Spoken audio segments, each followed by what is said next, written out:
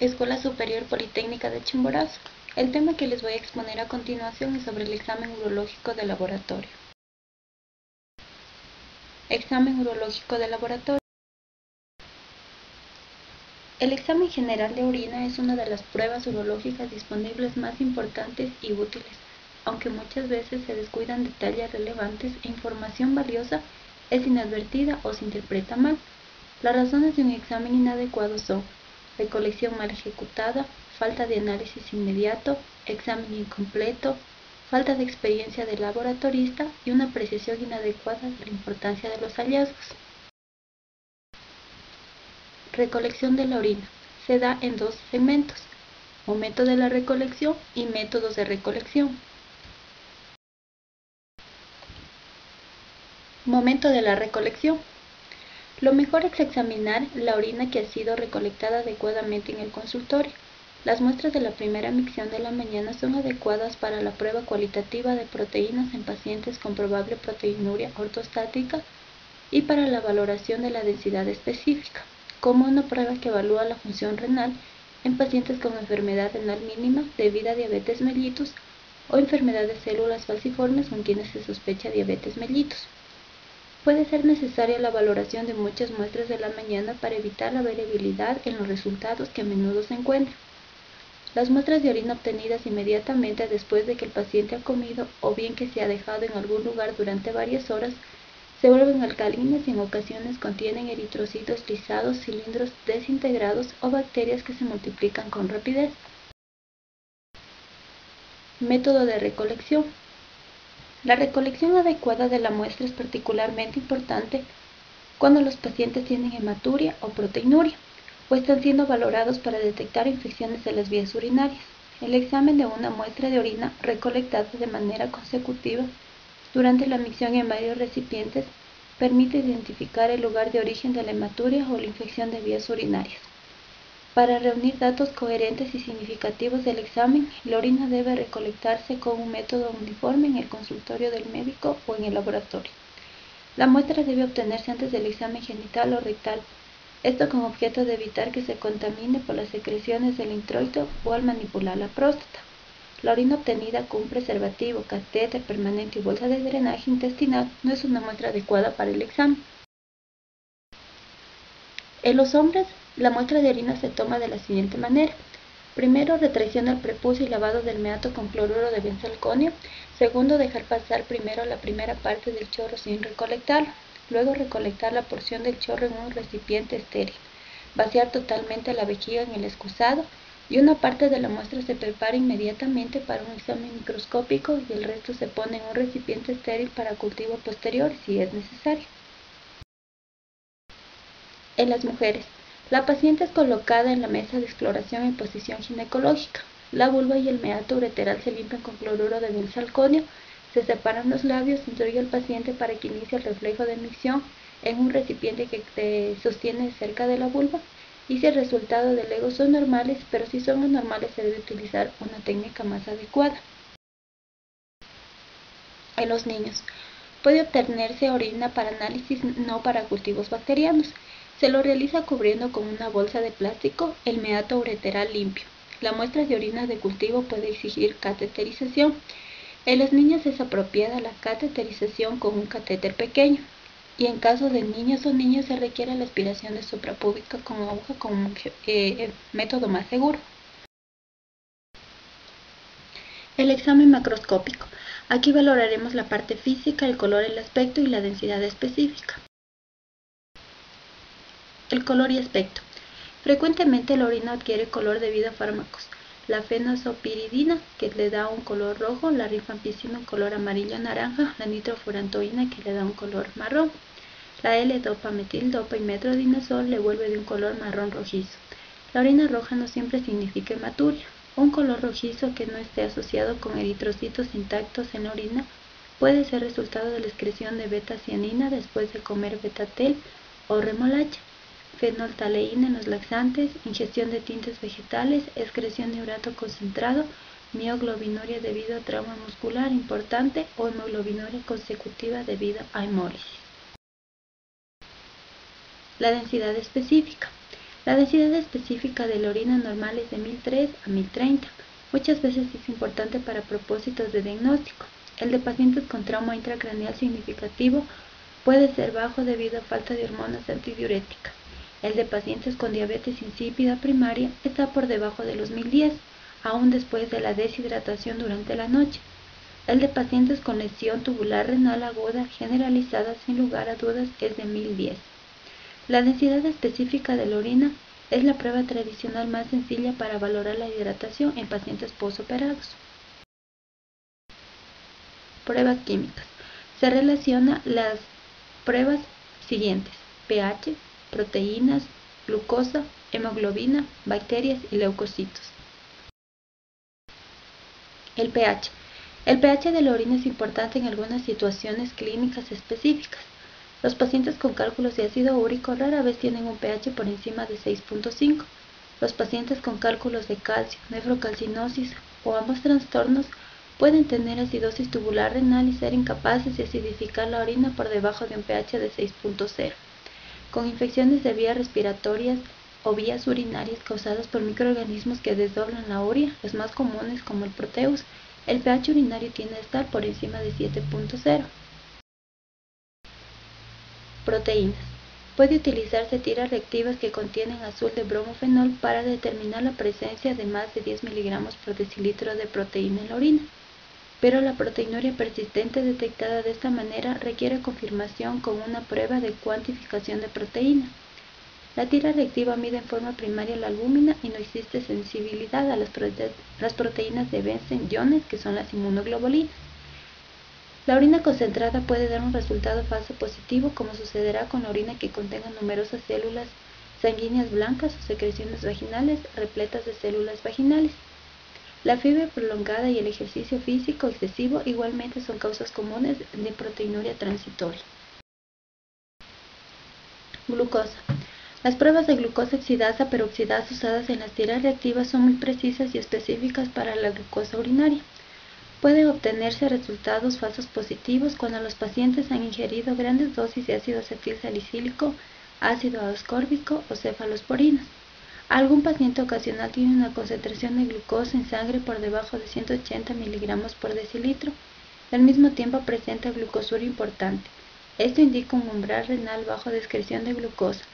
Sin embargo, la mayoría de los pacientes con lectura positiva tienen diabetes mellitus. Hemoglobina. La prueba de tira reactiva para hemoglobina es inespecífica para eritrocitos y solo debe usarse en la detección de hematuria con análisis microscópicos. Hay tres tipos de hemoglobina: la hemoglobina libre, hemoglobina en la orina, que puede dar una lectura positiva. El ácido ascórbico en la orina puede inhibir la reacción de la tira reactiva y dar un resultado falso negativo. Y debe tomarse en cuenta que la orina diluida alisará eritrocitos y así proporcionará una lectura de la tira reactiva positiva para la hemoglobina. Bacterias y leucocitos. Las tiras pruebas para determinar el número de bacterias como el nitrito o leucocitos para la esterasa leucocitaria como predictores de bacteriuria son tan precisas como el análisis del sedimento urinario. Las bacterias del nitrito se utiliza la conversión del nitrato en nitrito, especialmente en las enterobacterias, y resulta positiva cuando presenta más de 100 microorganismos por mililitro. Mientras que la esterasa leucocitaria es una prueba química y depende de la presencia de esterasa en los leucocitos granulocitos. Esto se va a apreciar principalmente en una indicación de piuria, pero no nos indica bacteriuria, y va a ser positiva cuando hay de 10 a 12 leucocitos por campo. La interpretación. Vamos a valorar principalmente las bacterias como son leucocitos, eritrocitos, células epiteliales y cilindros. Leucocitos. Significa leucocituria cuando es mayor a 5 leucocitos. Se acompaña de síntomas de infección de vías urinarias, leucocituria, bacteriuria, y esto va a tener un tratamiento empírico. La tuberculosis renal se puede observar cuando un cuerpo estaño se encuentra retenido y esto puede causar leucocituria. Y la piuria. La urolitiasis puede causar piuria en pacientes con piuria persistente. Para ello realizaremos exámenes como la ARX de abdomen o una TAC para determinar la urolitiasis. Los eritrocitos. La presencia de eritrocitos en la orina se significa hematuria. Dentro de sus causas encontramos un ejercicio excesivo, un sangrado vaginal, inflamación de órganos cercanos al tracto urinario. La hematuria persistente en pacientes asintomáticos es una indicación para pruebas posteriores. Se va a valorar en la porción inicial, en la porción media y en la porción final. Células epiteliales y eritrocitos. Las células epiteliales significa contaminación de la muestra desde la uretra distal en los hombres y el introito en las mujeres. Cuando hay grandes cantidades y son histológicamente anormales, son señal de un proceso neoplásico. Los cilindros, estos se forman en los túbulos distales y los conductos colectores y van a dar lugar a una enfermedad renal intrínseca. Hay 4 tipos de cilindros: cilindros leucocitarios, cilindros de células epiteliales, cilindros eritrocitarios y cilindros glandulares. Los cristales. Estos se forman en la orina con temperatura ambiente baja y pueden ser de cistina, leucina, tirosina o colesterol. El uso de inhibidores de la proteasa para tratamiento por el VIH da como resultado urolitiasis y cristales de indinavir en orina. Los cultivos bacterianos. Estos son muy importantes porque nos permiten calcular el número de bacterias, identificar el microorganismo exacto, predecir los fármacos eficaces en el tratamiento de la infección, observar pacientes con infecciones recurrentes o también que presenten insuficiencia renal o a su vez alergias a fármacos. Nos permite dar una precisión adecuada de la importancia de los hallazgos y es el método utilizado para recolectar la muestra, el estado de hidratación del paciente y fármacos antimicrobianos. Los cultivos con crecimiento de múltiples microorganismos significa contaminación de la muestra. Las pruebas de función renal son 4. Densidad específica de la orina, creatinina sérica, depuración de la creatinina endógena y nitrógeno ureico sanguíneo. Examen de sangre, suero y plasma. Aquí vamos a valorar la biometría hemática completa, estudios de coagulación sanguínea, estudios electrolíticos y los estudios hormonales. Los valores de laboratorio que no cambian con la edad son pruebas de función hepática, pruebas de coagulación, pruebas bioquímicas, pruebas de sangre arterial, pruebas de función renal, pruebas de función tiroide y conteo completo de sangre. Los valores de laboratorio que cambian con la edad son fosfatasa alcalina, pruebas bioquímicas, albúmina sérica, ácido úrico, colesterol total, triglicéridos, depuración de creatinina, pruebas de función tiroidea, pruebas de tolerancia a la glucosa y recuento leucocitario. Radiología del tracto urinario. Los estudios básicos urológicos son la ecografía, urografía intravenosa, placas de abdomen, la angiografía, cistouretrografía y las uretrografías. La ecografía renal es un procedimiento en el cual nos permite valorar el tamaño, la morfología y la situación de los riñones. Es rápido, cómodo, eficaz, inocuo, ya que no se utiliza radiaciones ionizantes. No requiere preparación previa y es muy utilizado por ello en urgencias. Es uno de los pocos métodos de imagen que permite ver la próstata. Desventajas. Es que es una técnica exclusivamente morfológica y solo permite ver el trayecto inicial de los uréteres y no todo el recorrido. Y las ventajas cuando hay dilatación de la vía excretoria, cuando hay quistes, cálculos, tumor o alteraciones de la estructura renal. La radiografía. Los rayos X son ondas electromagnéticas con energías fotónicas que entran en los rayos y la radiación ultravioleta. Los medios de contraste radiográfico son compuestos ionizados solubles en agua y son radiopacos. Esto va a provocar náusea, vómito, urticaria, reacciones cardiopulmonares y para controlar todo este tipo de efectos colaterales utilizaremos antihistamínicos como adrenalina o fármacos cardiopulmonares. Ventajas y desventajas. Las ventajas es que consigue imágenes de casi cualquier parte del cuerpo, los costos no son muy elevados, los requisitos de espacio son mínimos y se dispone de equipo portátil para utilizarse en las salas de los hospitales. Es el uso de radiación iónica y el contraste pobre en los tejidos blandos, las desventajas que tiene la resonancia magnética. La placa simple de abdomen. Esta también es llamada placa riñón uréter vejiga. Es el estudio radiológico más simple que se toma en posición supina. Nos permite demostrar anomalías óseas, calcificaciones anormales y masas grandes de tejidos blandos. Nos permite valorar el tamaño, número, forma y posición del riñón, considerando que el riñón mide de 12 a 14 centímetros de longitud. La urografía puede ser intravenosa, retrógrada y percutánea. La intravenosa permite visualizar lesiones en el tracto urinario como necrosis papilar, riñón en esponja, tumores uroepiteliales. La urografía retrógrada es un procedimiento invasivo que requiere de citoscopía y colocación de catéteros en los uréteres. Se introduce un medio de contraste radiopaco en los uréteres y se toma radiografías en el abdomen. Y la percutánea se realiza mediante inyección retrógrada del medio de contraste a través de la abertura de una ureterostomía o a través de la abertura de un conducto pequeño en el segmento del intestino. Estudios básicos urológicos. Se encuentra la vasografía, la angiografía y la arteriografía aortorrenal.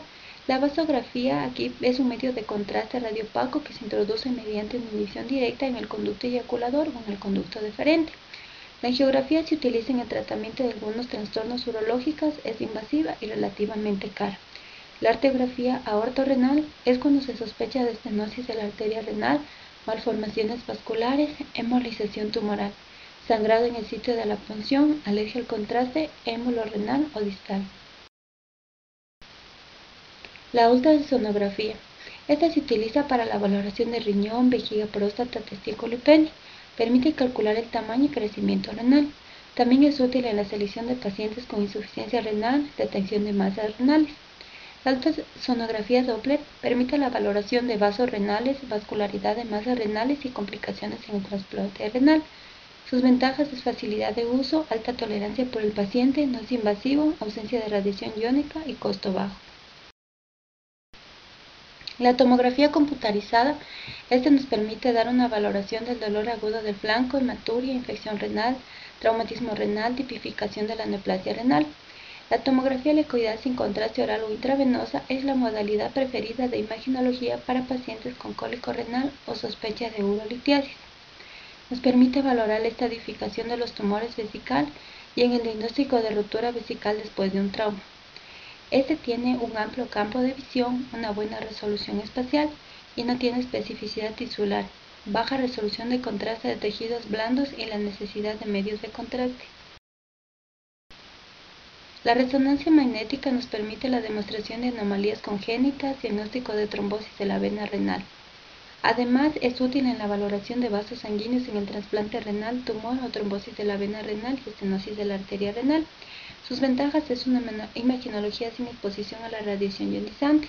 Hay que tener muy en cuenta cuando hay presencia de grapas de aneurisma intracraneal, fragmentos de metales intraorbitarios, implantes activados eléctrica y magnético. El láser verde en próstata es cuando se introduce una pequeña fibra por el conducto de la orina. Esta fibra se transmite una energía láser de alta potencia que vaporiza selectivamente el tejido prostático de manera rápida. El líquido de irrigación que se utiliza es agua estéril, por lo que no puede producirse el síndrome de reabsorción que puede presentarse tras una cirugía de próstata clásica. Es una técnica muy segura que no produce sangrado y es tan eficaz como la cirugía tradicional de la próstata. Las ventajas: un alivio inmediato de los síntomas, hace que el paciente vuelva a sus actividades habituales, el 95% está muy satisfecho con el procedimiento y hay un aumento del flujo urinario. Las complicaciones: en el 10% de los pacientes puede aparecer síntomas irritativos como escozor, urgencia, aumento de la frecuencia miccional. En un 5% puede presentarse sangre en la orina que no requiere ninguna actuación y se debe bebiendo más líquidos. Y menos de 1% ha referido a una disminución de la erección. Muchas gracias.